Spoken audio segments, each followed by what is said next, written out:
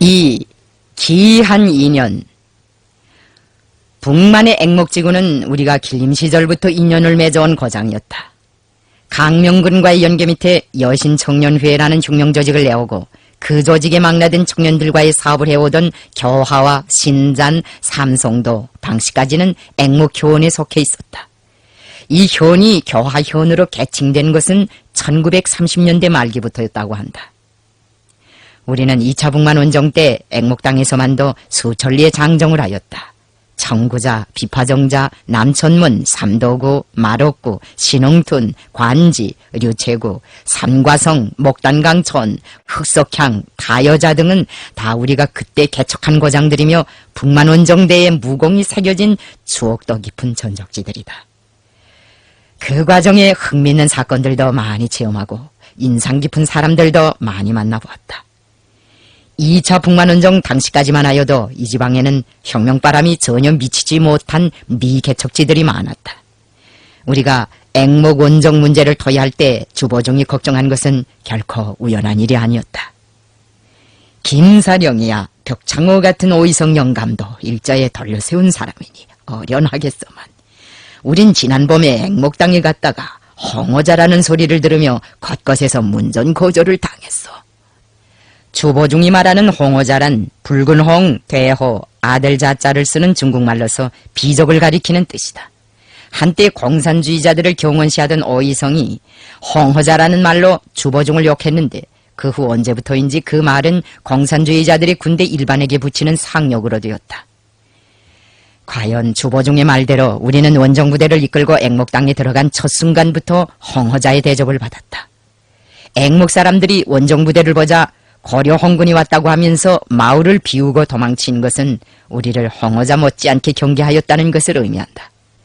분명 그들에게 있어서 붉은 홍자는 배덕과 잔인성의 대명사처럼 되어 있었다. 이런 사정으로부터 출발하여 우리는 원정 중에 많은 시간을 군중과의 사업에 바치었다. 군중공작을 위해 시간을 바치는 것은 낭비가 아니다. 그런 노력으로 인민혁명군을 몰리하던 사람들이 친근한 보스로 방저자로 되고 우리와 적대관계에 있던 사람들이 연공, 친공의 길로 돌아설 때 우리는 참으로 일확천금에도 비길 수 없는 부상의 희열을 느꼈다. 여영구 회의 후 울면서 유격근거지를 떠나가던 인민들의 얼굴이 자꾸만 눈앞에 얼른거리고 또 혁명에 대한 걱정이 천갈래 만갈래로 겹쳐서 심신이 고달프던 때에 액목당에서 얻은 그런 수확들은 우리들에게 있어서 정녕 커다란 기쁨으로 되었다. 혁명하는 사람에게 있어서 기쁨 중의 기쁨은 동지와 보옷을 얻는 것이요 슬픔 중의 슬픔은 그것을 잃는 것이다. 우리는 액목효원경에 들어서기 전에 벌써 경박호반의 소산저자에서 채화라는 중국 어부를 사귀어 그 호수를 쉽게 건널 수 있었다. 채화도 우리를 만나기 전까지는 혁명군을 몰리하던 사람이었다. 19살 때부터 30년 가까이 경박호에서 고기잡이를 유일한 생업으로 삼아온 이 순박한 어부는 고려 홍군을 비족이라고 묘사하던 일본 사람들의 선전을 그대로 고지듣고 있었다.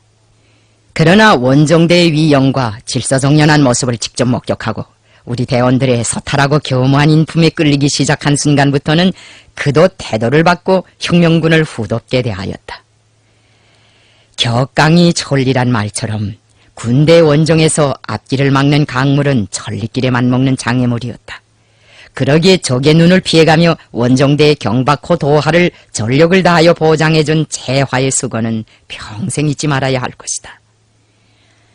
1959년에 우리 탑사단 동무들이 중국에 갔다가 그의 사진을 가지고 돌아왔다. 사진 속의 채화는 이미 70살 고령에 이른 주름 많은 노인이었다. 그러나 키가 크고 목이 성큼한 옛 모습만은 그대로 남아있어 잠옷 감개가 무량했다. 청구자 전투 때 위험을 무릅쓰고 우리에게 후방물자를 공급해준 백가장 류영생과 흑석향 부근에서 아들을 유격대 입대시킨 유춘발 노인을 비롯하여 우리는 액목당에서 참으로 많은 보수를 얻었고 군중을 쟁취하였다. 인민들 속에 들어가서 각기각층 군중과의 사업을 하는 과정에 우리는 한 위만군 연대장과도 깊은 친교를 맺었다.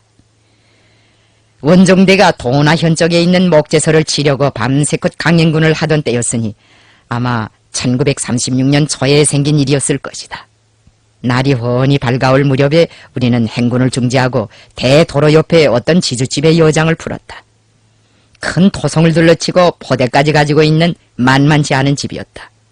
위만군이 조직된 후이고 또 일본 사람들이 사설 무력을 허용하지 않는 때여서 그 집에 가병만은 없었다. 지주집은 두 채로 되어 있는데 한 채에는 대원들이 들고 다른 한 채에는 지휘부 성원들과 후방부 일꾼들이 들었다. 우리는 대문 앞에 모순꾼 차림을 한 대원 3명을 교대로 파견하여 주변을 감시하게 하고 나머지 대원들은 쉬게 하였다. 오후 4시쯤 되었을 때 보초서로부터 마차 한 대가 우리가 머무르고 있는 지주집 쪽으로 접근해 오고 있다는 보고가 들어왔다. 조금 후 마차가 지주집 앞에 멎어 섰는데 그 안에서 웬 귀부인이 병사 한 명의 부축을 받으며 내려와 잠깐 머물러기다가 가겠다고 하면서 지주집으로 거쳐 들어왔다. 문 밖을 내다보니 눈보라가 날리는 마당에 여우토를 댄 외투를 2벌씩이나 껴입은 미모의 젊은 여성이 서 있었다. 그 호화로운 옷차림에 눈이 뒤집힌 우리 동무들이 벌써 마당에 쓸어나와 행색이 지나치게 현란한 정체불명의 여인을 에워싸고 검문을 들이대고 있었다. 웬 여자냐고 내가 묻자 나어린 보초는 사령관 동지 수상한 여자입니다 하고 무슨 큼직한 고위급 특무라도 잡은 것 같은 기세로 우쭐해서 대답하였다. 보초는 그 여자에게서 날카로운 시선을 떼지 않고 있었다. 젊은 중국 여인은 사색이 되어 아무 말도 못하고 온몸을 와들와들 떨고만 있었다. 나는 그 여자의 몸수색까지 하려드는 보초병을 엄하게 꾸짖고 나서 명령하였다. 보초동무, 부인이 몸을 녹일 수 있도록 방으로 들여보내시오. 여인은 방 안에 들어와서도 여전히 고개를 쳐들지 못하고 조심스레 떨고 있었다. 나는 중국말로 그 여자를 안심시켰다. 부인, 무서워 말고 몸을 푹 녹이시오. 어린 보초병이 잘못 보고 좀 하대한 것 같은데 양해하시오. 나는 여인에게 차를 권하고 나서 그가 몸을 녹일 수 있게 화롯불도 가까이 밀어놓았다. 부인이 어떻게 보겠는지는 모르겠지만 우리는 이거장 사람들이 고려홍군이라고 부르는 인민혁명군입니다. 부인은 고려홍군이란 말을 들어본 적이 있습니까? 좀 들어보았습니다. 여인은 고개를 숙인 채 들릴락말락한 소리로 대답하였다. 그렇다면 다행입니다. 우리 고려홍군은 일본 사람들이 소문을 내돌리고 있는 것처럼 인민의 생명재산을 침해하는 비적의 무리가 아닙니다. 우리 혁명군은 항일 구국을 목적으로 하는 인민의 무장력입니다. 우리는 조중 양국을 침해한 일제와 그 앞잡이들을 반대하여 싸울 뿐이지 인민들의 생명재산은 털끝만치도 해치지 않습니다. 그러니 부인도 마음을 푹 놓는 것이 좋겠습니다. 여인은 감사의 표식으로 두 손을 합장하였다. 그러나 그 표정에서는 아직도 불안과 공포, 반신반의의 감정이 복잡하게 교차되고 있었다.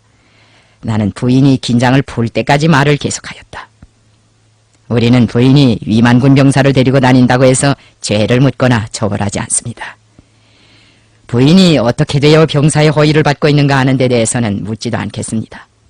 인민을 해치지 않고 혁명군을 해치지 않는 이상해야 우리가 무엇 때문에 지나가는 길선들을 모욕하고 학대하겠습니까? 우리도 주인장의 양해를 얻어가지고 이 집에 잠깐 들려 피곤을 풀던 손님들이니 다른 생각일랑 말고 불이나 뜨뜻하게 쪼이다가 가시오. 여인은 그제서야 안도의 숨을 내그으며 조심스레 고개를 쳐들었다. 나를 바라보던 그 여자의 눈에 문득 경악에 가까운 빛이 어리었다. 여인은 두 손을 가슴에 포개어 얹고 안타깝게 입술을 감빨고 있었다. 왜 그럽니까? 아직도 내 말이 채 믿어지지 않습니까? 아닙니다. 그런 게 아니라 사실은 대장님의 얼굴이 전 대장님이 본래부터 인자한 분이라는 걸. 여인은 맥락이 닿지 않는 말을 입속으로 중얼거리며 또다시 나를 빤히 쳐다보았다. 바로 그때 호성병을 신문하던 500명이 범잡은 포수상으로 문가에 나타나서 중국 귀부인이 전혀 알아들을 수 없는 조선말로 넌지시 보고하였다. 장군님, 호성병의 말에 의하면 저 여자는 이만군 12연대장의 아내라고 합니다. 큰 고기가 저절로 그물에 걸려든 셈이죠. 백령동무, 너무 우쭐해서 그러지 마오. 큰 고기인가 작은 고기인가 하는 건 이제 두고 봐야지. 말은 그렇게 하였으나 사실 나는 위만군 연대장의 부인이라는 말에 포구나 놀랐다. 연대장이라면 간단한 자리가 아니었다. 위만군의 군사 등급으로서는 우로부터 4번째이고 밑으로부터는 13개나 되는 사닥다리를 토바 올라야 따낼 수 있는 벼슬이었다. 위만군 한 개 연대 관할구역이 몇 개 현을 포괄하는 경우도 있었으니 그것을 총찰하는 지휘관의 권한이 얼마나 막강한가 하는 것은 더 설명할 필요조차도 없을 것이다. 그 당시 앵목효원에는 겨하에 본부를 둔 위만군 혼성 제9여단 산하에 12보병연대가 주둔하고 있었다. 적군 와해를 하나의 중요한 전략적 과제로 내세우고 있던 당시 환경에서 위만군 연대장이 부인을 만나게 된 것은 흥미있는 일이라고 하지 않을 수 없었다. 나는 물론 연대장의 아내라고 하여 조금도 낯색을 달리하지 않았다. 그러니 부인, 위만군 연대장의 아내라고 해서 우리가 무슨 큰 흉볼이라도 내릴 줄 알았습니까? 여인은 몹시 민망스러워하는 낯빛으로 손을 비비었다. 무슨 그런 말씀을. 제가 잘못 보지 않았는지. 대장님, 실례지만 성함을 김성주라고 하지 않는지. 이 뜻밖의 질문을 받고 이번에는 내가 놀람을 금치 못하였다. 간도에서 수백 리 떨어진 북만 땅에서 우연히 만난 위만군 연대장의 아내가 내 아명을 알고 있다면 그것은 벌써 무심히 스쳐 지날 수 없는 비상사건이다. 어디서 본 적도 없고 만난 적도 없는 생면부지의 귀부인이 어떻게 내 이름을 알 수 있단 말인가. 놀람과 동시에 그 수수께끼를 파헤치고 싶은 호기심이 부쩍 동하였다. 참, 앵목당에 와서 아명을 들으니 신기한 생각이 듭니다. 나는 김성주이기도 하고 김일성이기도 합니다. 그런데 부인은 어떻게 나를 압니까? 연대장의 아내는 모닥불이라도 뒤집어 쓴 것처럼 얼굴을 붉히었다. 나는 부인의 얼굴에서 말하고는 싶으면서도 터놓기 주저하는 그 무엇이 있다고 판단하였다.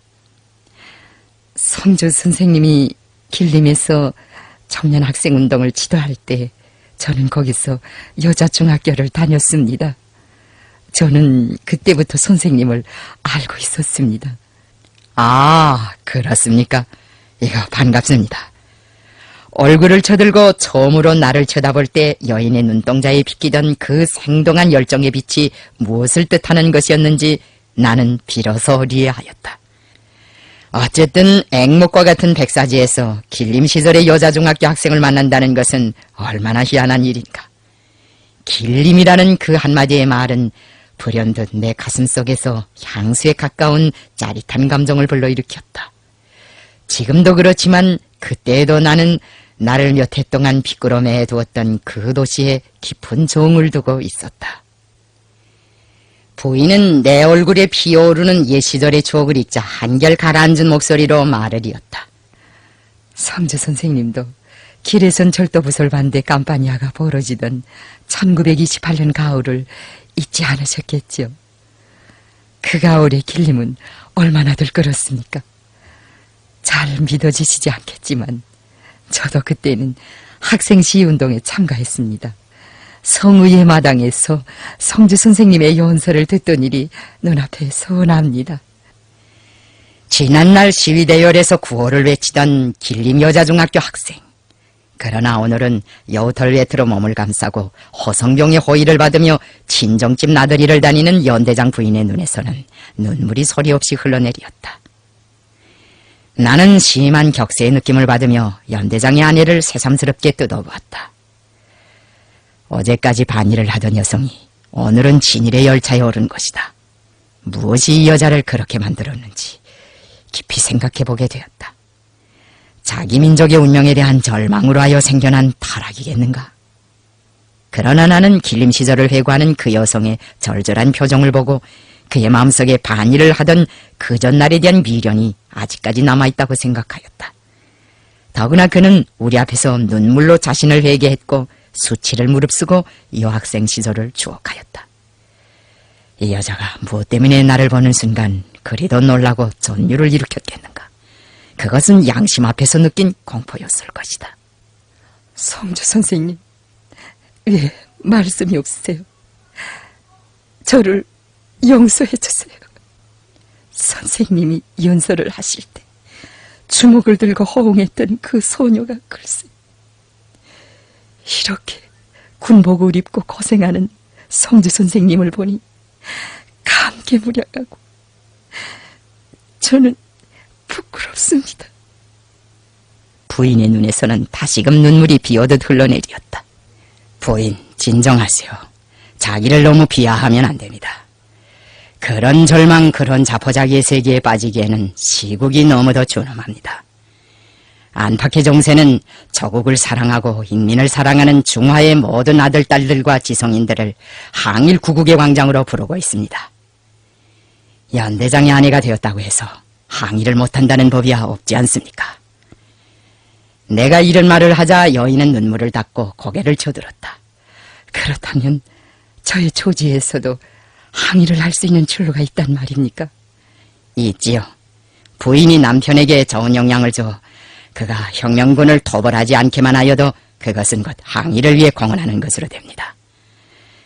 털어놓고 말해서 위만군 연대장이면 작지 않은 벼슬입니다. 그렇지만 나는 벼슬이 문제가 아니라고 봅니다. 문제는 자기가 중국 사람이라는 것을 잊지 않는 데 있습니다. 저의 남편도 연대장이기는 하지만 그 노릇을 하고 싶어 하는 것은 아닙니다. 그이도 민족적 양심만은 깊이 간직하고 있습니다. 그러니 성주 선생님 말씀대로 남편을 잘 설복해서 유격대 토벌에 부하들을 내몰지 않도록 하겠습니다. 저의 말을 믿어주십시오. 그렇게 된다면 얼마나 좋겠습니까? 한 연대장이 친일로부터 반일로 방향 전환을 한다는 것은 그 수하의 부하들도 애국의 길을 걷는다는 것을 의미합니다. 바로 여기에 부인과 부인 남편 되는 분의 재생의 길이 있습니다. 나는 지난날 간도에서 위만군 장교로 복무하던 사람들이 친일로부터 항일로 방향 전환을 한 사실들에 대하여 이것저것 소개하면서 여인에게 신심을 주었다. 여인은 오늘 성주 선생을 만나게 된 것은 하늘이 나에게 준 복이다. 선생의 말을 듣고 보니 생각되는 바가 많다. 선생이 오늘 나에게 길림 시절의 넋을 되찾아주고 우리 부부를 재생의 길로 인도해준 셈이다. 내 평생 이 은혜를 잊지 않겠다고 하면서 중화민족의 딸답게 살겠다는 결의를 다지었다. 나는 그에게 우리가 만든 선전물과 성경령, 장례기 등이 상해에서 발표한 항일 구국 6대 강령도 보여주었다. 1차 북만원정 때 영안에 있던 주보 중의 산막에서 어평이 보여준 바로 그 6대 강령이었다. 연대장의 아내는 시계를 들여다보고 품속을 뒤지더니 흰 종이에 싼 물건을 내 앞에 내놓았다. 그것은 중국 지폐였다. 아편을 팔아 마련한 돈이라면서 군자금으로 써달라고 하는 것이었다. 우리는 그의 성의가 고마웠으나 받을 수가 없었다. 그 돈은 더러 간소하시오. 나는 오늘 잃었던 반일 하구를 다시 얻었으니 그것만 해도 큰 재산을 받은 것 같습니다. 연대장의 아내는 그 말을 듣고 또 울었다. 우리는 헤어지기 전에 저녁상을 푸짐히 차리어 위만군 연대장이 부인에게 대접하였다. 그 여인이 지주집을 떠나가면서 나에게 대해준 성명 가운데서 지금까지도 잊혀지지 않고 여행 남아있는 것은 지라는 성뿐이다. 아쉽게도 나는 그 여자의 이름을 잊어버리었다. 얼마 후 우리는 위만군 연대장으로부터 편지를 받았다. 당신들은 세상에 더없이 고귀한 사람들이다. 나의 아내의 생명을 보호해주고 나를 죄악의 구렁텅이에서 건져내어 애국의 길을 걷게 한 당신들을 나는 결처보훈의 각오를 가지고 도와줄 결심이다. 이러한 내용을 담은 장문의 편지였는데 필치가 아주 비장하였다. 그 연대장의 이름도 장무엇이라고 하였는데 기억이 삭막하다. 그 후 우리는 음력 서울 준비를 하느라고 앵목효원성 근처에 군수관을 파견하였다. 그는 온 돼지고기를 비롯하여 설 음식 준비에 필요한 여러 가지 물자들을 구입하느라고 시가지에까지 들어갔다가 과업을 채 수행하지 못한 채 현 경찰에 붙잡혔다. 이 소문이 어떤 경로를 통해서인지 위만군 연대장이 귀에까지 들어갔다. 연대장은 경찰서에 인민혁명군은 군대가 관계하는 것만큼 군수관을 넘겨달라고 하였다. 처음에 군수관은 위만군 연대장이 자기를 데리고 가서 죽일 것이라고 생각하였다. 그런데 연대장은 아내를 시켜 상다리가 부러지게 음식을 차려놓고 군수관을 귀빈으로 환대해 주었다. 그는 김사령 부대가 자기 아내를 잘 도와줘 감사하다고 하면서 앞으로 어떤 정황에 놓이든지 당신들을 토벌하지 않겠다. 목숨을 걸고 담보하는 것이니 내 말을 믿어도 좋다. 당신네 부대를 만나면 공중에 대고 총을 3방 쏘겠으니 그럴 때에는 우리 부대인 줄 알고 못 본 척하고 지나가라. 내 죽더라도 김사령의 은혜만은 잊을 수 없다. 김사령한테 중심으로 되는 나의 인사를 전해달라고 하였다. 군수관에게 말한 대로 위만군 연대장은 그 후 우리와의 약속을 잘 지켰다. 우리가 삼과성불악에 머물고 있던 그 당시 관지불악 쪽에는 일본 군대가 주둔하고 있었고 앵목효원 쪽에는 위만군 연대가 주둔하고 있었다. 두 부대가 다 토벌을 다니기는 하였지만 12연대장이 지휘하는 위만군 연대는 우리 부대와 마주칠 때마다 일부러 교전을 피하곤 하였다. 우리도 일본 군대만 골라가면서 쏘았다. 그 당시 일본군과 위만군을 구별하는 중요한 표식의 하나는 철갑모였다. 철갑모를 쓰면 일본군이고 안 쓰면 위만군이라는 것이 빨치산의 어느 부대에서나 다 통하는 공식이었다.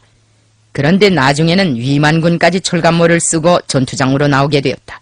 그래서 우리는 철갑모를 쓴 사람은 일본군으로 알고 무조건 쏠 테니 유격대와 싸우지 않으려거든 철갑모를 벗으라고 하였다. 그런 경고를 받은 다음부터 위만군은 우리한테 접근하면 철갑모를 벗고 자기네가 만주군이라는 것을 알렸다. 빨치산은 철갑모를 쓴 자들이 대열 앞에 있으면 앞을 치고 뒤에 있으면 뒤를 치곤 하였다. 일본군은 빨치산이 신통이도 우리만을 골라친다고 비명을 질렀다. 우리는 위만군이 토벌에 나올 때 오발 등의 방법으로 빨치산들에게 신호를 보낼 것을 요구하였는데 그들은 이 약속도 곧잘 지키었다. 오발도 못할 때에는 수십 명씩 수백 명씩 한데 모여서서 지지가가 하고 떠들어대는 방법으로 자기네 위치를 알려주곤 하였다. 장연대장은 우리에게 후방물자도 적지 않게 보내주었다.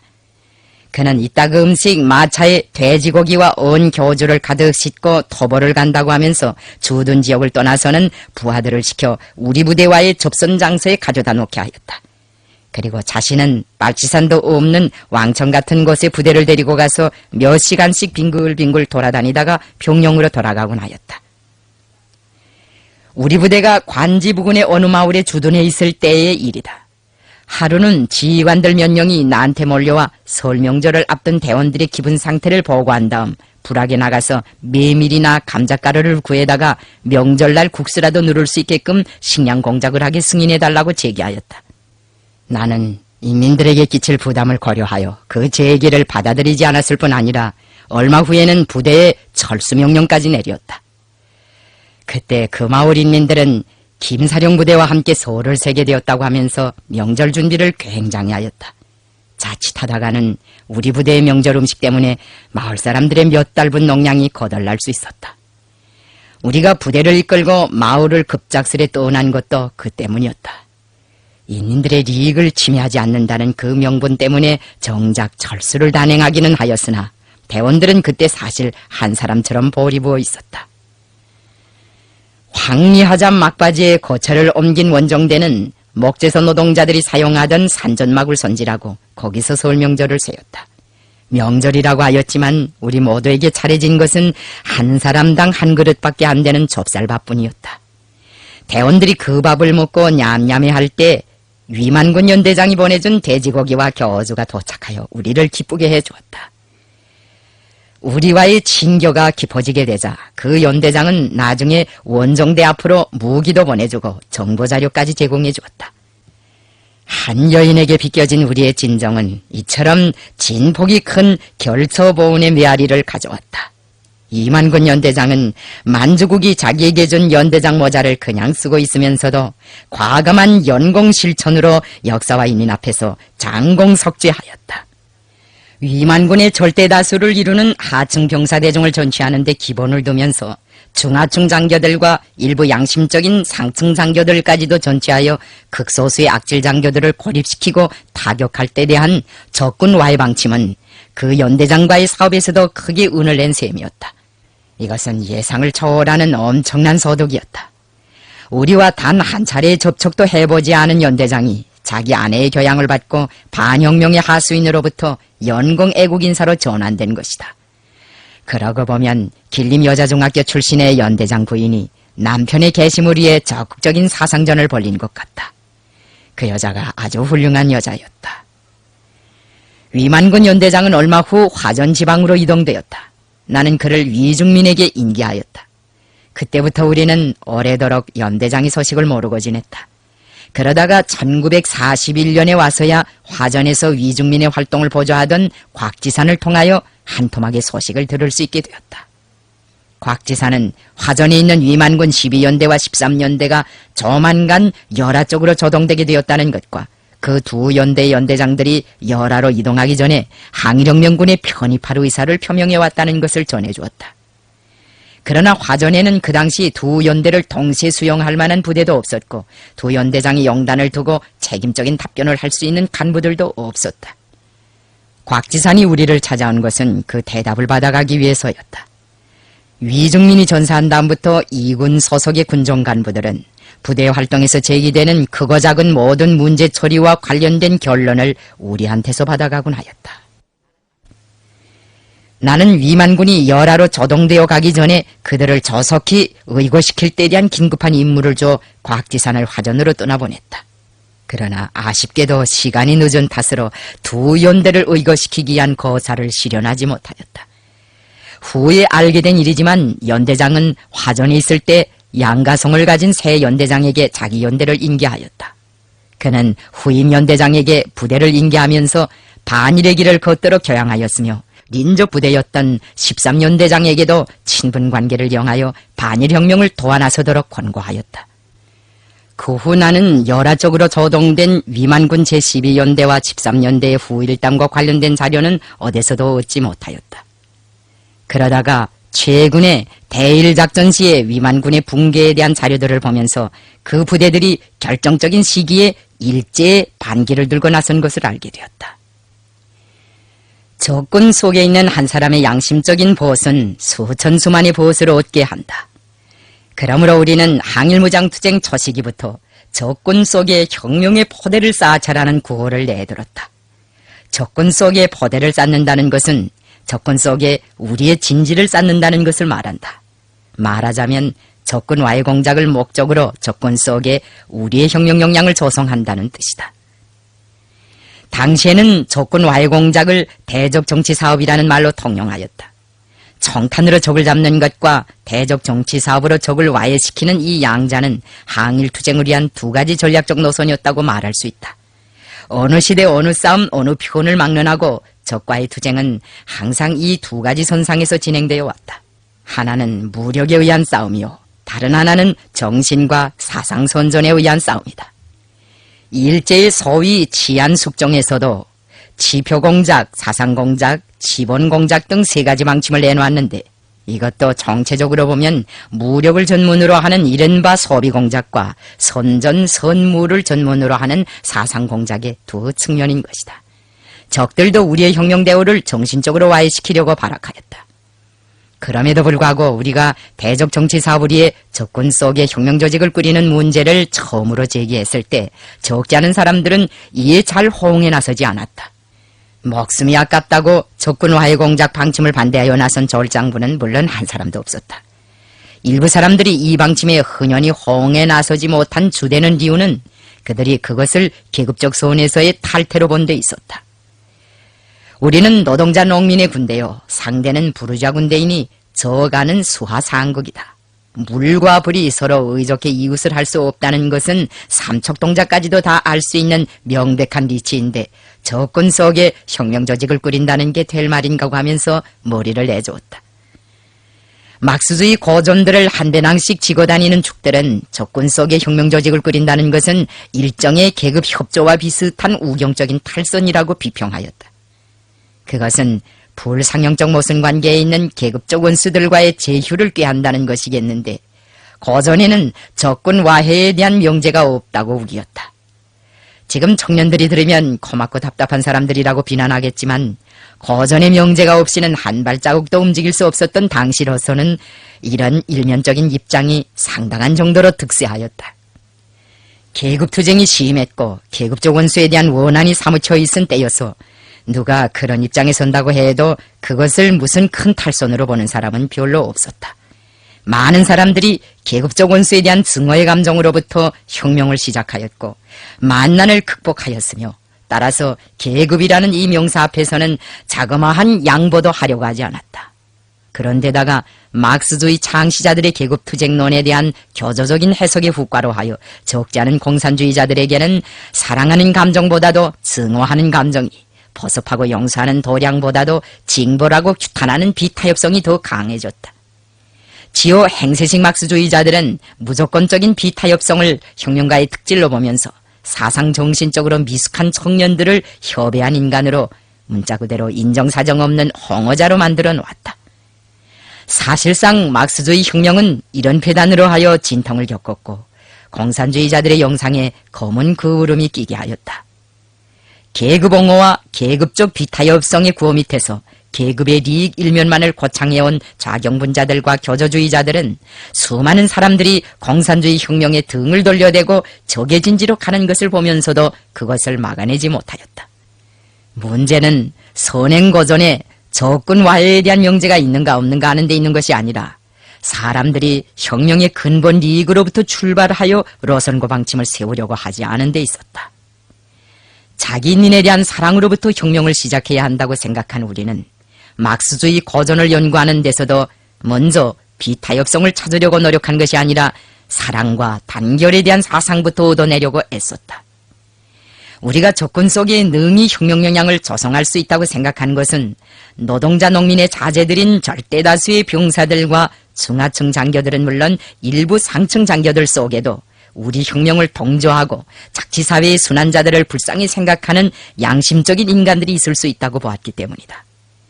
그들을 모두 혁명의 편에 돌려세우고 우군으로 전치한다면 적들은 그만큼 와해되고 우리의 혁명 역량은 수배로 장성하게 될 것이다. 그것은 총포탄을 쏘지 않고 계급적 원수들을 소멸하는 대공격전으로 되며 공산주의자들이야말로 인류의 행복과 화목을 염원하는 고상한 이념의 소유자들이라는 것을 인식시키는 일대 선전으로 된다. 우리는 적어도 이러한 리상과 뜻을 가지고 적군 속에 혁명의 포대를 쌓아차라는 구호를 대적 정치 사업의 기본 구호로 제기하였다. 적군 속에 혁명의 포대를 쌓을 수 있다고 본 우리의 사상은 사람의 본성에 대한 주체적인 입장에 그 기초를 두고 있다.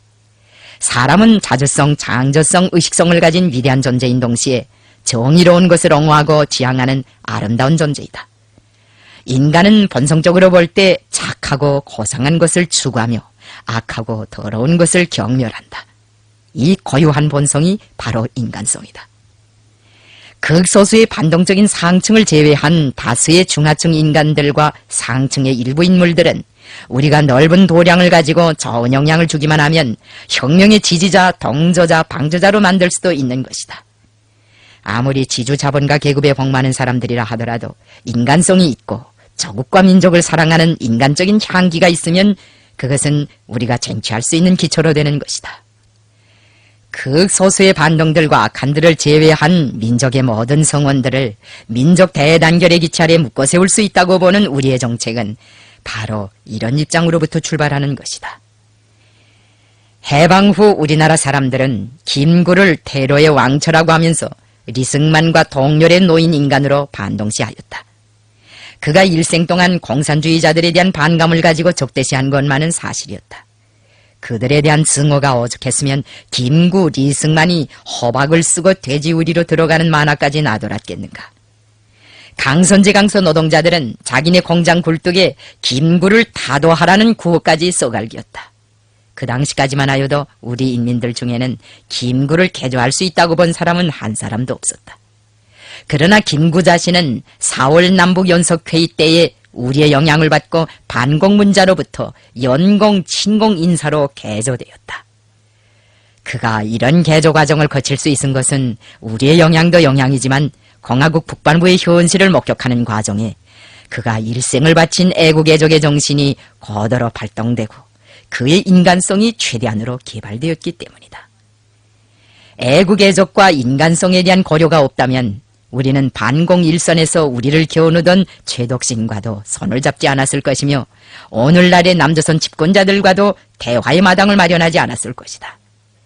우리가 남조선의 통치자들과 함께 대화의 방법으로 조국을 통일하기 위한 협상탁에 마주 앉는 것은 비록 제한성은 있지만 그들이 지니고 있는 민족적 양심과 인간성에 기대를 걸고 있기 때문이며 그 양자가 어느 때든지 민족 화합의 대화원에서 꽃으로 만발하리라는 것을 믿기 때문이다.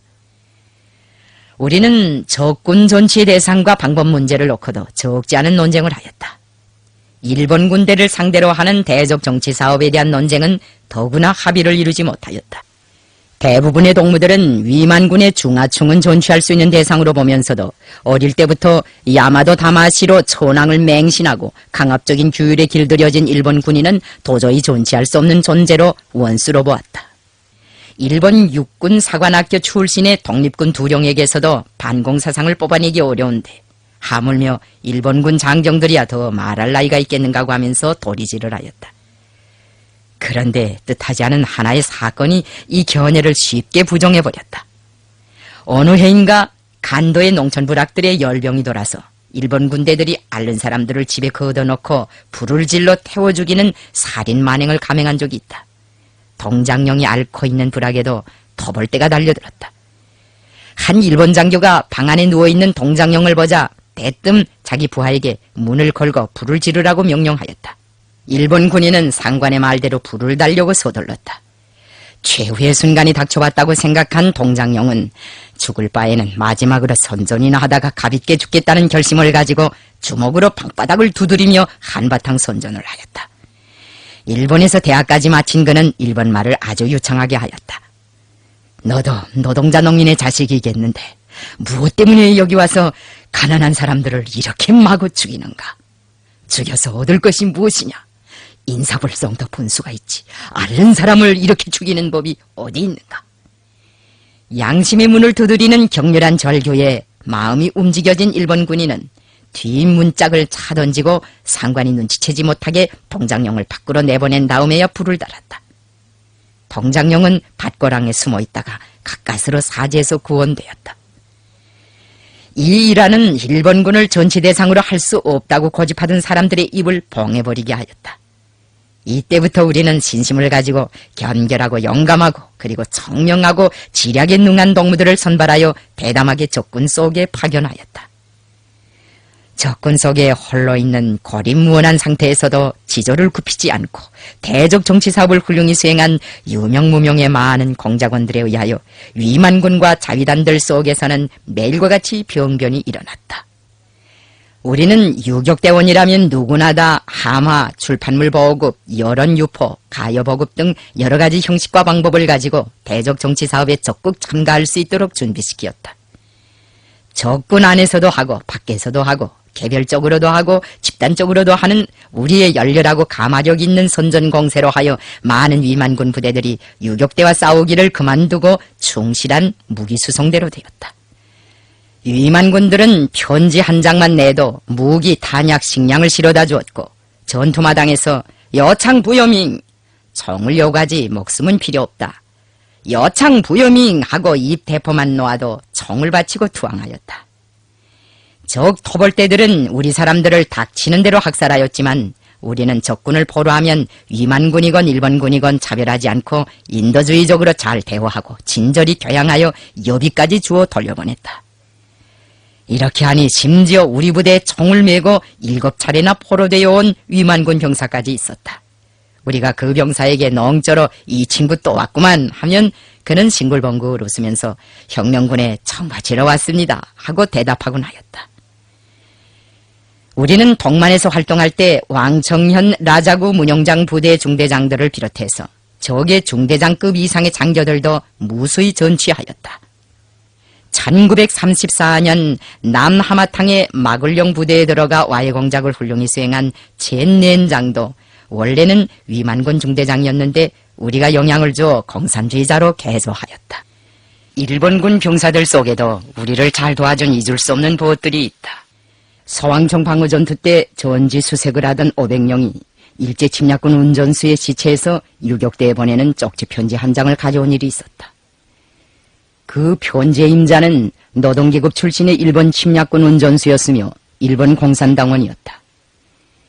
그는 다날 10만 발을 자동차에 싣고 우리를 찾아오다가 유격구 가까운 산기슭에서 발각되어 유서를 허주머니에 써놓고 자결하였다. 그가 지닌 고결한 프로레타리아 국제주의 혁명 정신은 만 사람을 감동시키었다.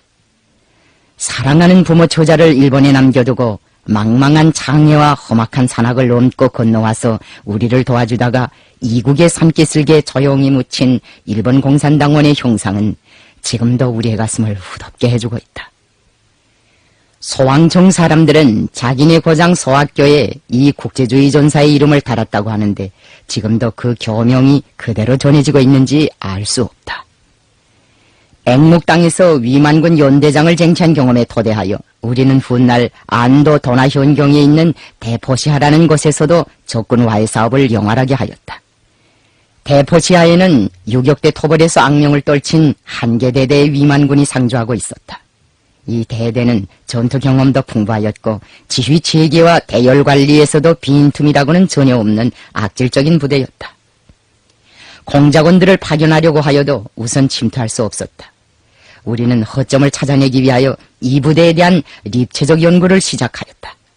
그 과정에 잡아진 것이 바로 이 대대의 대대장이 봉급이 낮아서 상급에 불만을 품고 있는 사람이라는 것과 그가 돈에 궁한 나머지 부관을 시켜 아편 장사를 한다는 사실이었다. 이것은 우리가 그 부대에 대한 와해 공작에 착수할 수 있는 유력한 단서였다. 어느 날 우리 공작 조성원들은 길목에 매복하였다가 아편을 잔뜩 사가지고 돌아오는 부관을 체포하였다. 부관은 혁명군이 화폐와 꽃 같은 가치를 가지고 통용되는 대대장의 아편을 빼앗을 것 같아서 몹시 걱정하였다. 그러나 우리 동무들은 아편 따위는 다치지도 않고 부관을 잘 교양하여 대대로 돌려보냈다. 여기에 감동된 부관은 부대에 돌아가 자기 대대장에게 일본 사람들의 선전을 듣고 공산군을 비족이라고만 생각해 왔는데 만나고 보니 다 점잖고 문명한 사람들이더라고 루루히 보고하였다. 대대장도 그 말을 듣고는 대단히 감개무량해하였다. 그 후 우리는 부관을 통하여 그에게 나의 이름자가 찍혀있는 명함장과 편지를 보냈다. 유격대는 당신들과의 싸움을 원하지 않는다. 당신들이 비록 혁명군을 쫓아다니면서 나쁜 짓을 많이 해왔지만 그것을 계산할 의사가 없다. 우리는 당신들에게 다른 것을 요구하지 않는다. 인민을 해치지 말고 인민혁명군을 해치지 말라. 이것이 우리가 바라는 것이다. 당신들이 만일 지난날의 잘못을 속죄하고 혁명군과 우호적으로 지낼 의향이 있다면 철군과 같은 출판물이나 종종 보내달라. 이 편지에 대한 반응으로 부관이 우리에게 철군 잡지를 가지고 와서 출판물을 넘겨줄 비밀 장소를 협의하고 돌아갔다.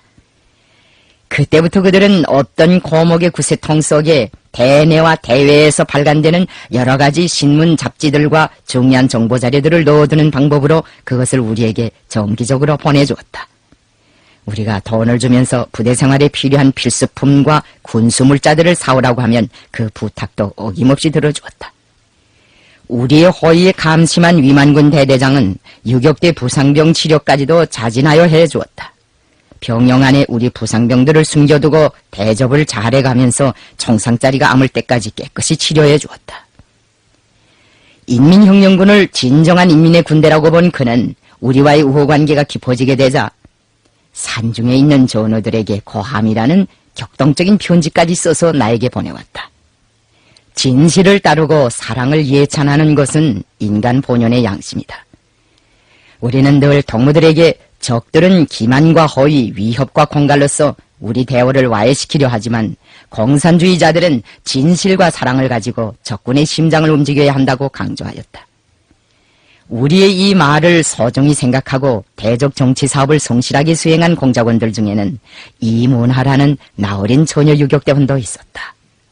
세상에 널리 알려진 연극 해바라기는 바로 그의 실제한 투쟁을 형상한 예술작품이다. 우리가 그를 처음 만난 것은 1936년 봄 미혼진 미령에서였다. 조선인민혁명군의 새 사단 편성과 조국 광복회 장관 준비 사업을 위한 일련의 주요한 문제들이 토의되고 있던 무렵에 그 처녀도 우리를 따라 장차 백두산지구로 나갈 생각에 몹시 들떠 있었다. 그는 조용하면서도 강단이 있는 예쁘고 귀여운 처녀였다. 그의 나이는 그때 20살도 못 되었고 소녀처럼 체구도 자그마했다. 장군님, 이번엔 꼭 저를 데려가시죠. 처녀는 나를 만날 적마다 내가 데리고 다니는 조선인 혁명군 주력부대에 자기를 넣어달라고 졸랐다. 그러나 우리는 병약한 위중민을 위하여 처녀를 그의 곁에 떼두었다. 우리를 따라 조국으로 가게 되리라던 기대가 무너지자 처녀는 삽시에 눈물이 가랑가랑해졌다. 나는 그를 위로하였다. 너무 섭섭해하지 마오. 우리가 백두산 쪽에 나가 자리를 잡으면 위중민 동지를 데려다 치료를 시키겠소. 그러면 덕무도 같이 오게 될 거요.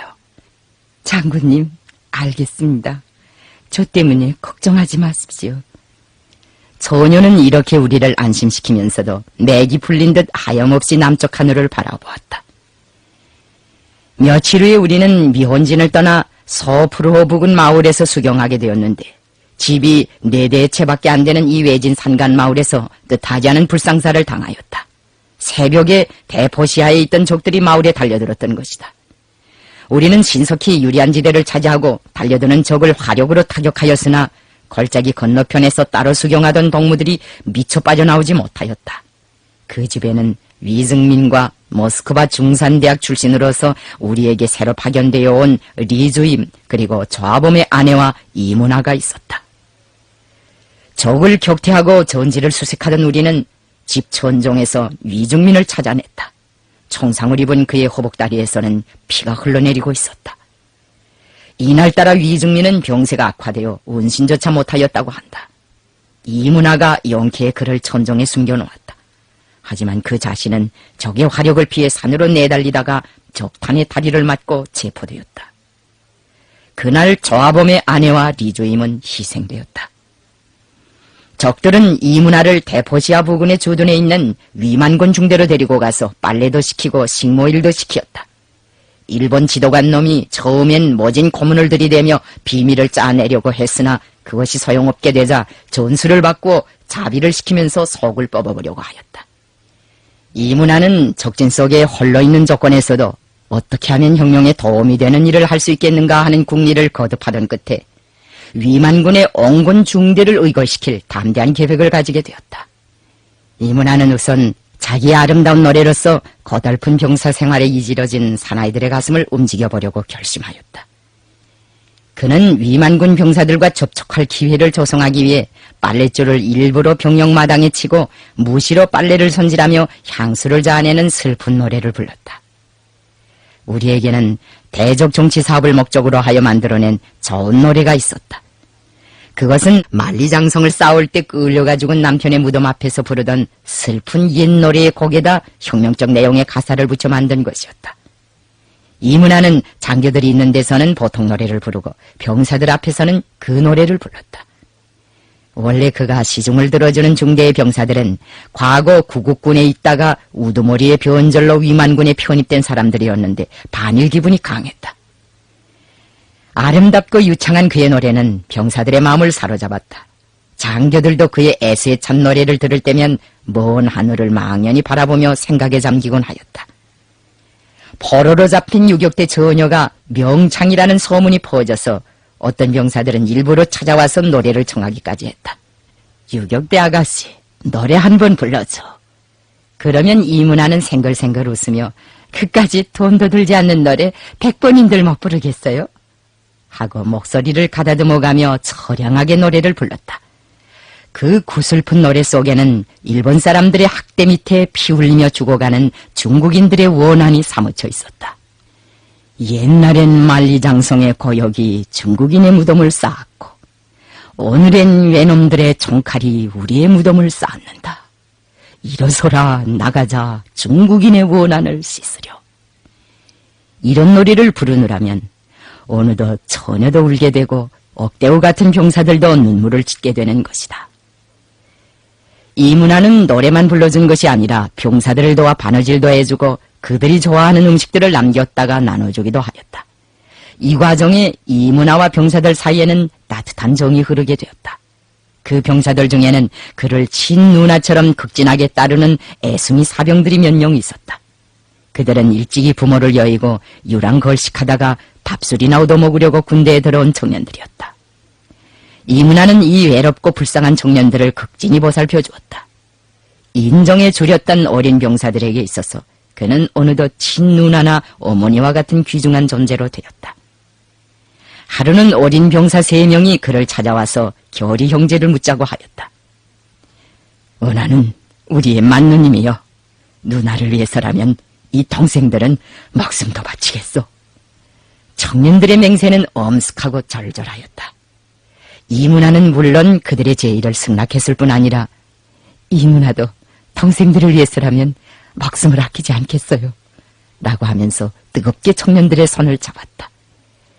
이문화는 그들을 핵심으로 결의 형제 대여를 더욱 확대하고 점차 그것을 반일의 조직으로 발전시키는 한편 거사를 위해 위만군 중대장에게도 접근하였다.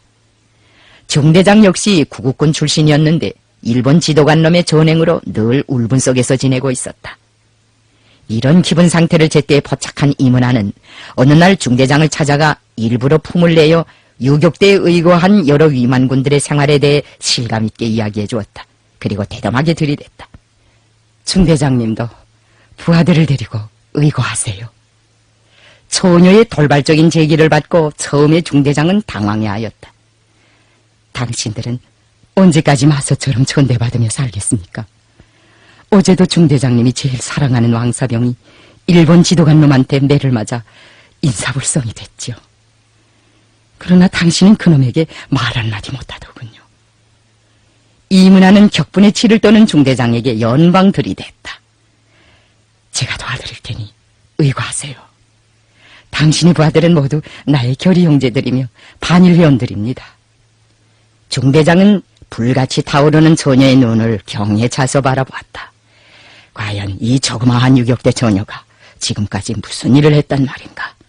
작은 몸집에 비해 심장이 너무도 크다는 사실에 중대장은 강한 충격을 받았다.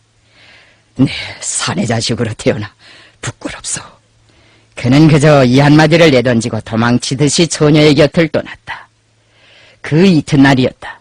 이문화의 영향을 받고 있던 병사들이 6달째나 체불된 임금을 요구하여 집단적인 항의투쟁에 나섰다. 일본 지도관은 이날에도 병사 대표를 마구 때리고 입에 담지 못할 역설을 퍼부었다. 이문화는 바로 이때야말로 운명적인 시각이라고 판단하고 병사들 앞에 분연히 나서서 반변을 호소하였다. 나의 형제들, 사랑하는 오빠들, 저 어마무리한 일본 지도관 놈을 처단하라. 치욕스러운 이만군 생활을 버리고 나와 함께 항일격대를 찾아가자. 이만군 병사들은 그의 호소에 따라 일본 지도관을 처단하고 신속히 대요를 지어 항일유격대를 찾아 길을 떠났다.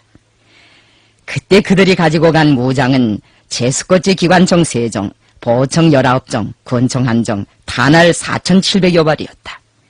20살도 못 되는 나어린 처녀가 적의 한계중대를 의거시킨 이런 사건은 역사에 흔치 않은 일이다. 일제의 비밀문건도 여대원이 일으킨 위만군 중대의 반변 사건을 미중유의 경이로운 사건으로 특기하였다. 이문화는 우리의 뜻대로 진심과 사랑과 공산주의자의 높은 도량을 가지고 위만군 병사들을 옳은 길로 이끌어준 유격대의 꽃이었으며 큰 심장을 가진 조선의 딸이었다.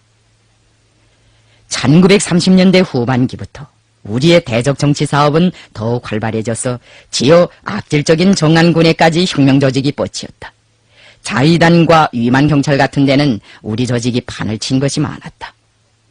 그러므로 조국 광복을 위한 대일 작전 시에 위만군들은 거의나 다 일제에게 총뿌리를 돌렸거나 와해 상태에 있었다. 부정의의 군대였던 일제 침략군과 위만군의 수치스러운 운명은 다루게 될 수 없는 역사의 합법칙적 귀결이었다. 어쨌든 인간은 직선으로 가든 애돌아가든 또는 오늘이 아니면 내일이라도 반드시 정의와 진리의 편으로 찾아가기 마련이다. 나는 앵목에서 사귄 위만군 연대장의 생사 안위에 대해 아직까지 모르고 있다. 그러나 연대장 자신은 물론이요, 그의 부인이나 후손들도 어디엔가 살아있다면 자기 조국과 중화민족을 위하여 헌신적으로 투쟁하고 있으리라는 것을 믿어 의심치 않는다.